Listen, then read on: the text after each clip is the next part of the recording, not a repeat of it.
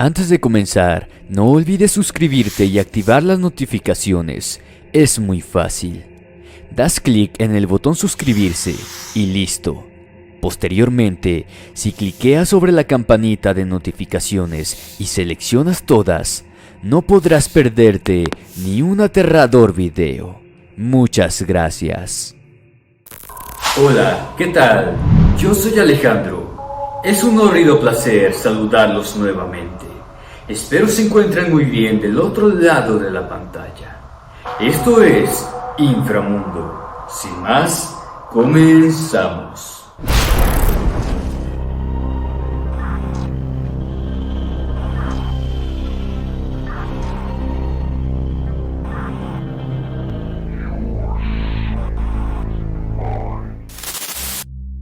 Muy buenos días, tardes o noche. Es un horrido placer para mí volver a estar con ustedes. Y agradezco a cada familia por escucharnos del otro lado de la pantalla. En esta ocasión traigo para todos ustedes 3 relatos basados en hechos reales sobre nahuales. Espero sean de su agrado. Un nahual se trata de una clase de brujo o ser sobrenatural que tiene la capacidad de cambiar de forma, como en un animal temible y más grotesco, que suelen atemorizar a pequeños poblados o ranchos y roban los animales de los ganaderos para poder sobrevivir. En otras ocasiones ya hemos subido historias de estos seres. Abajo en la descripción encontrarás el link de más videos similares. Sin embargo, no todos los nahuales son tan malos como parecen. Quédate a escuchar algunas de estas experiencias que las personas han tenido a través del tiempo con estos seres del inframundo.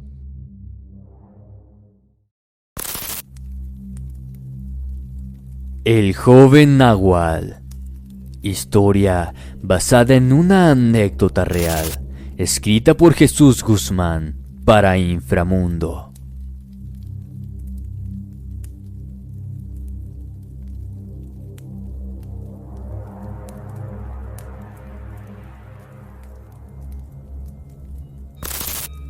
Mi experiencia se remonta en el año 2003, cuando yo tenía unos 25 años.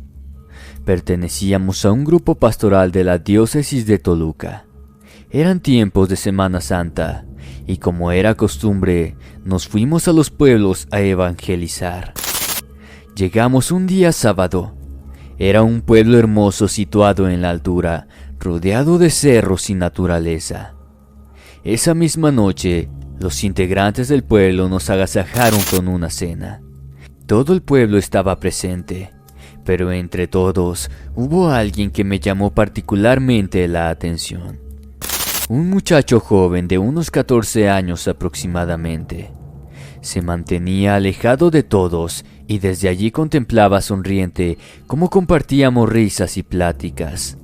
Me acerqué a él y apenas me vio, inclinó su cabeza muy tímido. Lo saludé efusivamente y le pregunté su nombre, el motivo por el cual no se acercaba a la mesa con nosotros. Con voz temblorosa me dijo llamarse Darío. Había venido a acompañar a su abuelita y le costaba tratar con las personas y que por esa razón no se acercaba mucho. Yo lo animé y haciéndole bromas para entrar en confianza, logré que se acercara a la mesa. Pero apenas lo vieron acercarse, todos se pusieron serios. Él se quedó inmóvil al ver esa reacción.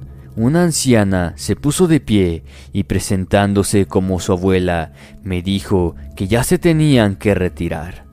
Ver cómo se alejaban los dos de la fiesta me causó mucha tristeza.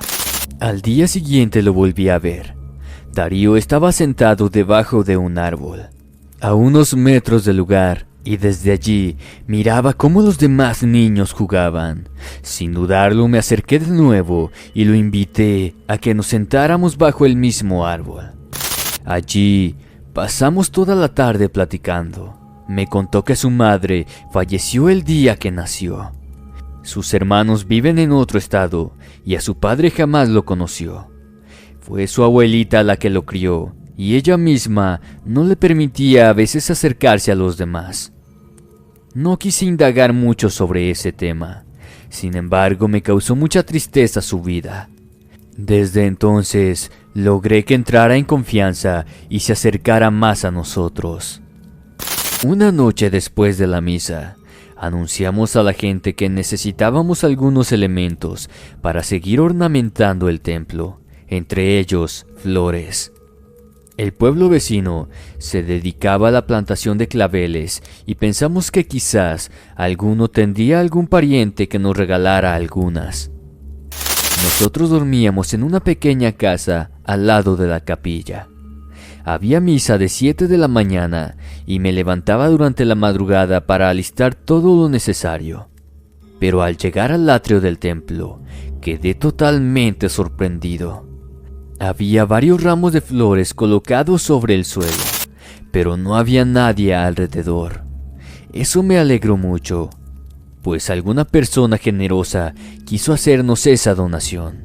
Pero cuando me acerqué a levantarlos, me topé con algo preocupante. Un rastro de sangre cubría el suelo.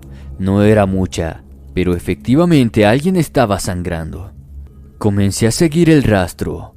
Este me condujo hasta la parte trasera del templo, y a unos metros vi a un perro negro tendido entre unas malezas. Era el animal que estaba sangrando, y podía escuchar unos quejidos de dolor. Pero lo que vi al estar cerca me hizo estremecer de espanto. Aquel animal no era un perro normal. Tenía una cabeza extremadamente grande. Sus patas traseras estaban cubiertas de un largo pelo oscuro y sus patas delanteras parecían brazos humanos. Él se percató de mi presencia y me quedé helado cuando giró su cabeza para mirarme. Tenía un rostro similar al de un humano, unos ojos negros infernales que me miraban fijamente, y mostrando sus colmillos, lanzó un grito estremecedor. Comenzó a arrastrarse como tratando de alejarse de mí. Una de sus patas traseras estaba herida y perdía sangre. Yo estaba petrificado. Jamás había visto algo tan horroroso. Eso parecía ser un mismo demonio. Sin que pudiera reaccionar aún, una mujer anciana se presentó en el lugar. Me vio cerca del animal y se abalanzó sobre aquella bestia, pidiéndome que yo no me acercara. Era doña Mercedes, la abuela de Darío. Aún guardo en mi mente aquella escena, y una mezcla de emociones crean conflicto en mi ser cuando la recuerdo. Aquella anciana cubrió con su chal a la bestia. Con esfuerzo la ayudó a levantarse y apoyándose en sus patas traseras, comenzó a caminar ayudado por ella. Yo no podía creer lo que veía. Ese animal caminaba como si fuera un humano y sin apoyar sus patas dañadas, se fueron alejando del lugar a pasos lentos. Esa noche fue impactante para mí. Jamás mencioné sobre esto a mis compañeros, ni mucho menos al padre Alejandro.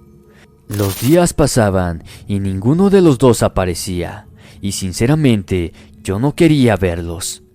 Era ya el último día que estábamos en el pueblo cuando doña Mercedes apareció y sin mirarme a los ojos me pidió que la acompañara a su casa. Darío quería despedirse de mí. Los minutos que demoramos en llegar hasta la humilde casa me parecieron eternos y a la vez me sentía temeroso de lo que me encontraría. Sobre una pequeña cama yacía Darío, cubierto de heridas en su cuerpo y con una pierna vendada. Aquella tarde supe lo que ya me sospechaba, que Darío era un nahual. Maldición heredada por su padre, aquel que nunca conoció en persona. La noche de lo ocurrido, él fue a otro pueblo a cortar flores para la capilla. Las consiguió pero robándolas, y los dueños del campo lo descubrieron e intentaron matarlo. Lo castigaron con brutalidad sin importarle saber que se trataba de un simple joven. Quizás fue porque lo creyeron muerto. Lo dejaron tendido en el campo y Darío logró huir hasta aquí. Su abuela sospechaba sus intenciones y al notar que no estaba en casa salió a buscarlo. hasta que lo encontró tendido frente a mis propios ojos. Comprendí entonces por qué él era reprimido, por qué las personas del pueblo lo ignoraban y le tenían miedo, y por qué su abuela trataba de mantenerlo lejos de los demás. Su maldición era inevitable, incontrolable, y en cada noche su cuerpo se convierte en una bestia. Un fuerte abrazo de despedida me fungió aquel joven muchacho. Ya no le tenía miedo, más bien respeto y admiración, aunque le pedí que nunca más robara nada. Él se despidió de mí con una gran sonrisa.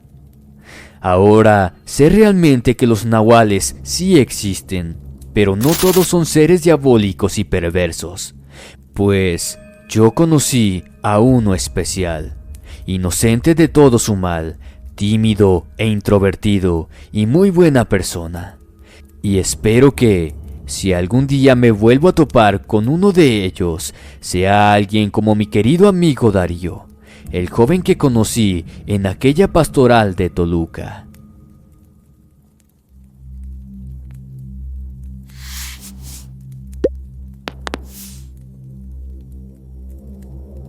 Historia basada en hechos reales, escrita por Jesús Guzmán para Inframundo. La venganza del Nahual.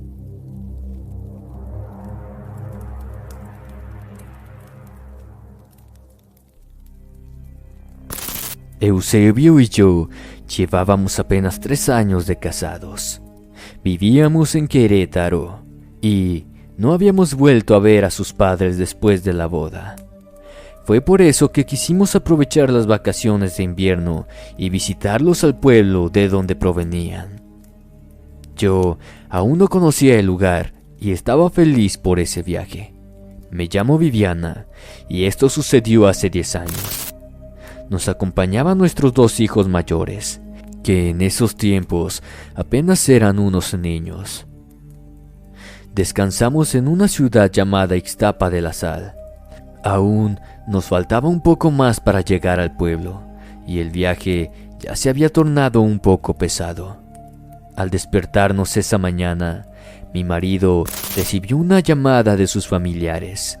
No me quiso decir de qué se trató la conversación, pero vi que su semblante cambió de feliz a preocupación, y supe entonces que algo raro sucedía.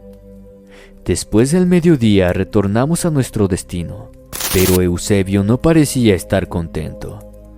La situación empeoró más cuando vimos que el camino tradicional estaba cortado y teníamos que usar un desvío de terracería que nos llevaría más tiempo para llegar a su pueblo.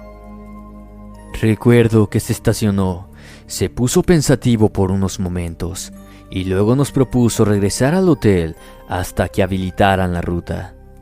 Nadie quiso acceder a eso, pero era más que obvio que él no quería transitar por ese desvío, y eso me puso más tranquila. Entonces arrancó el vehículo y nos adentramos al lugar. Fue algo que cambiaría nuestras vidas para siempre. El camino era solitario y rodeado de monte. Solo podíamos notar a las aves volar espantadas al acercarnos. En más de una oportunidad lo escuché mencionar que nos atraparía la noche. Parecía que eso era una verdadera preocupación, y lo supe cuando comenzó a tomar más velocidad al empezar a ocultarse el sol. Le pedí que se tranquilizara, que no era tan importante llegar rápido, pero él solo repetía que teníamos que llegar pronto a la casa de sus padres. Y es así que 1 hora después, como tanto me lo temía, sucedió la tragedia. Un golpe seco se sintió en el paragolpes delantero. Solo recuerdo ver un cuerpo negro que se cruzó de la nada. Solo fue un instante y de pronto ya lo teníamos encima nuestro. Yo di un grito de espanto y los niños comenzaron a llorar. Eusebio detuvo el auto y se bajó para ver a lo que le habíamos chocado. Yo aún tenía abrazada a los niños cuando él regresó y rápidamente puso en marcha el auto. Tenía un rostro de horror que jamás había visto en él. Sea lo que sea que haya visto, lo horrorizó. Le pregunté qué estaba sucediendo, qué es lo que había quedado tirado en el camino, pero él solo se limitó a decir que fue un animal y debíamos salir pronto de allí. Pasaron unos pocos minutos y comenzó nuestra verdadera pesadilla, o quizás debería decir, nuestro castigo. De la nada comenzamos a escuchar unos gritos espeluznantes en medio de la oscuridad, y que se acercaban más y más a nosotros. Al escuchar ya aquellos gritos junto a nosotros, pudimos ver de qué se trataba. Era un enorme animal, similar a un toro negro, pero su tamaño era anormal. Tenía sus cuernos hacia adelante y unos grandes ojos rojos nos miraban con odio mientras corría a nuestro lado. Podía ver cómo salía vapor y saliva de su boca en cada grito que daba. Eso no era un animal, parecía un demonio. Los niños gritaban desesperados. Yo les cubría la mirada para tratar de protegerlos, pero aquellos sonidos infernales hacían que se estremecieran del miedo. Eusebio comenzó a insultarlo en voz alta y me pedía que me alejara de la ventanilla. Aquel animal comenzó a golpear el auto con todo su cuerpo. Recuerdo a mi corazón querer salirse de mi pecho en cada golpe que daba. Aquella bestia quería matarnos. Creo que fue al cuarto o quinto golpe, cuando Eusebio perdió el control del auto y fuimos a parar en medio del monte, y a terminar chocando con un gran árbol. El golpe fue tan duro que yo quedé debajo de los asientos con los niños, y él se quedó inconsciente sobre el volante. Sentí como la sangre comenzaba a caer por mi frente, y estando aún aturdida, logré ver a aquellos ojos demoníacos mirarnos fijamente a través de las ventanas. Esto lo hacía a la vez que empañaba los vidrios con el respirar de sus fosas nasales. Esa es la última imagen que recuerdo de ese animal. Tiempo después me desperté. Estaba recostada a un lado del vehículo y vi a varias personas auxiliando a mi esposo y a mis hijos. Una mujer se acercó y con un pañuelo mojado me limpió la herida de la cabeza. Luego reconocí que se trataban de mis suegros y de mis cuñados. El amanecer nos encontró en una pequeña sala médica. Por suerte todos estábamos bien, solo fueron golpes, pero fue el susto que sentimos al vivir aquel infierno, lo que demoramos meses en superar. Esa noche, estando ya en casa de mis suegros, me revelaron que aquel toro que nos había atacado se trataba de un nahual conocido en el pueblo. Lo que habíamos chocado con el auto era otro nahual, y al parecer era el joven hijo del primero. Eusebio nos contó que cuando se bajó del auto, aquella bestia tendida en el piso no se podía mover, pero que vio mucho odio en sus ojos. El padre nahual estuvo cerca del joven en el momento del choque, y al verlo herido en el suelo, se abalanzó para vengarse de nosotros. La llamada que recibió mi marido esa mañana era para advertirle que los brujos harían de las suyas esa noche. Y justamente ese monte al lado del camino era el lugar elegido por ellos. Pero por cosas del destino, nosotros no pudimos evitarlos. Luego de compartir 2 semanas con los familiares de mi esposo, regresamos a Querétaro.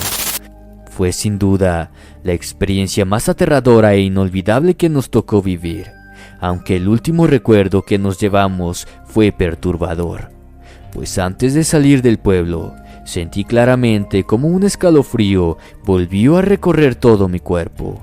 Justo frente a nosotros pude ver que venía caminando un hombre mayor junto a su joven hijo con muletas que traía una pierna rota. Cuando fijaron sus miradas en nosotros, se me congeló la sangre al recordar la misma sensación que sentí aquella noche, en la cual aquel infernal demonio me miró con esos siniestros e inolvidables ojos rojos.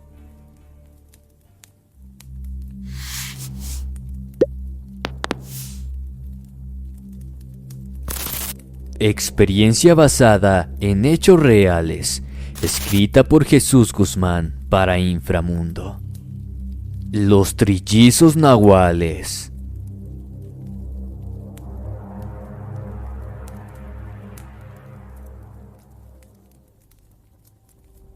Los sucesos que voy a narrar a continuación sucedieron en el año 2004, en el bello suelo de Celaya, Guanajuato. Eran los primeros días de enero, y con los muchachos de la prepa decidimos hacer una excursión a un pueblo cercano a la ciudad. Ya anteriormente habíamos concurrido en el lugar, pero en esta oportunidad había 3 muchachos nuevos en la clase y ellos aún no lo conocían. Se trataban de 3 hermanos, José Juan, Uriel y Edgar, trillizos oriundos del estado de Hidalgo. Su padre había fallecido hace poco y desde entonces se mudaron a esa ciudad donde vivía su madre. Más allá de su idéntico parecido físico, cada uno era muy distinto al otro. Su carácter, su personalidad e incluso su manera de hablar. Quizás por eso a veces peleaban mucho. En ocasiones mostraban un cierto desinterés por ayudarse mutuamente. Pero cuando se trataba de ayudar a otros, ellos hacían un gran equipo. Fue precisamente por ellos que decidimos hacer una excursión nuevamente. Después de todo, el contacto con la naturaleza durante un fin de semana quizá les ayudaría a adaptarse un poco más en nuestra ciudad. Y así nos aventuramos a esa gran hazaña. En lo particular, con el mejor que yo me llevaba era con José Juan. Teníamos casi el mismo carácter y eso nos hacía cómplices de todas las bromas que solíamos hacer al grupo. A nada le teníamos miedo y en varias ocasiones nos defendimos en las peleas que surgían en la prepa. Llegamos al lugar un viernes por la tarde. Era un lugar hermoso, estaba rodeado de árboles y un río que cruzaba por la orilla. Nos tardamos en preparar las carpas y luego que eso estuvo listo, nos metimos al río a disfrutar. Éramos 9 en total. El resto de la tarde transcurría normal. Al anochecer, encendimos una fogata y compartimos unos bocadillos acompañándolos con unas cervezas. Todos bebimos, excepto ellos 3, y ahora puedo decir que gracias a eso yo aún sigo vivo.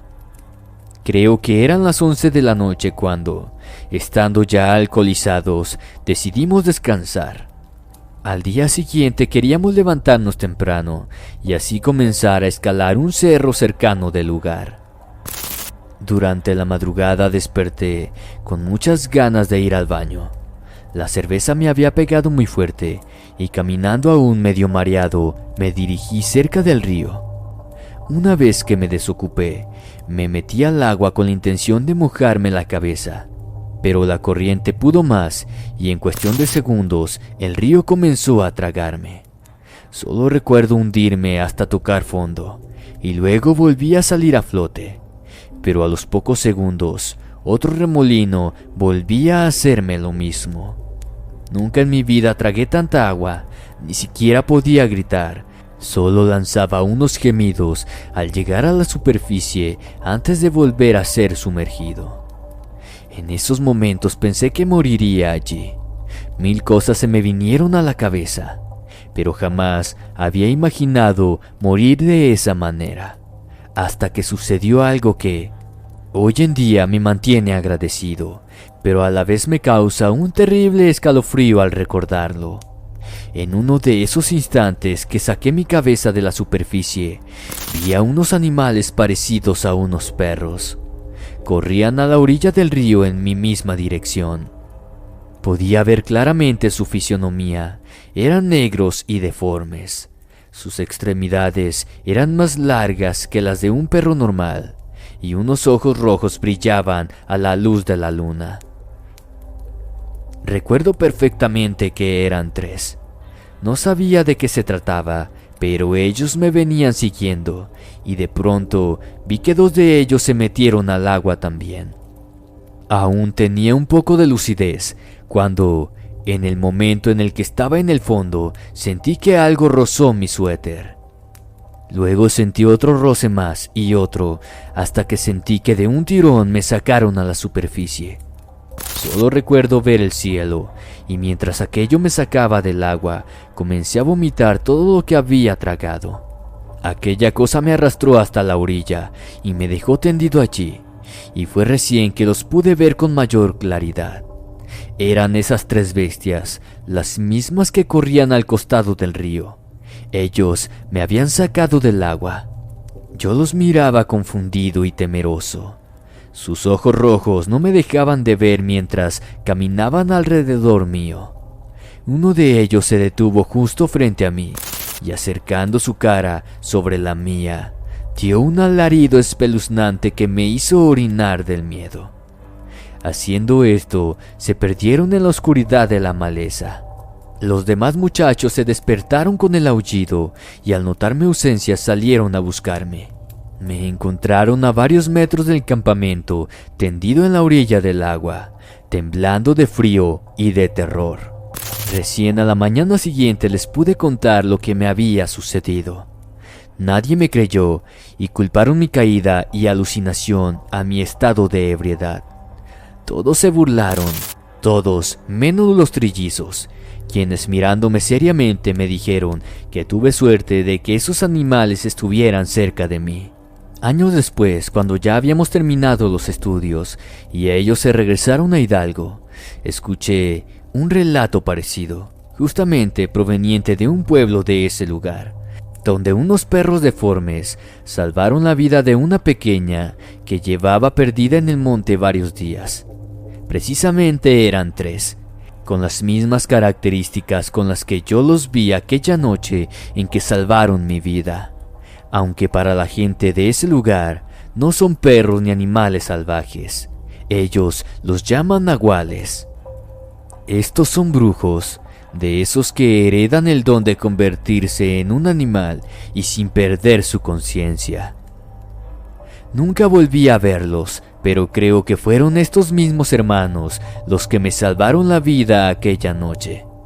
Sé que les debo dar las gracias y ojalá algún día los pueda ver, pues para mí es imposible olvidar que en esa oportunidad fui salvado por unos hermanos nahuales, a los que cariñosamente llamo los trillizos. Si te gustó el video, no olvides suscribirte, darle like y compartir. Me ayudarías bastante. Mi nombre es Alejandro y esto fue Inframundo. Me despido no sin antes desearles dulces pesadillas.